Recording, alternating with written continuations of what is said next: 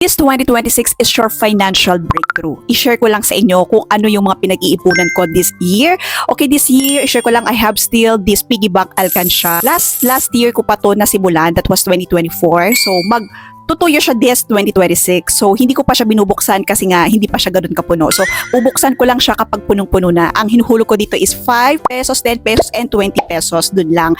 And then, medyo mabigat na rin talaga siya. Itong piggy bank alkansya natin. And then, we have this clear jar plastic alkansya. Ito yung inopen ko last year, 2025. At yun nga yung pinambili nga natin Insta360X5 na binisnes natin at the same time para makatulong sa ating content creation. Ayan, maganda rin mag-ipon dito kung gusto mong papel, pwede rin naman. And kung gusto mong coins, pwede rin naman. And syempre, nakita nyo may purpose yan. Also, aside from that, meron pa rin akong money binder and may mga purpose ako nilagay dito, lalong-lalo na para sa anak ko, for investment, yun yung mga nakalagay dito. So, ito yung pinaka-latest natin is we have 60K Ipon Challenge. Ito yung aking latest ngayon. Syempre, naglagay tayo ng purpose natin dyan. Importante kasi naglalagay ka ng purpose sa mga pinag-iipunan mo para alam mo kung saan mo siya gagamitin. Hindi lang basta inipon mo siya kasi kapag ganun ang purpose mo, wala kang goal, magagastos mo rin yan. I hope na motivate kita na mag-ipon na ngayon. Mas maganda, simulan mo na ngayon. And syempre, samahan din natin ng prayers. I hope nakatulong tong video na to and follow for more.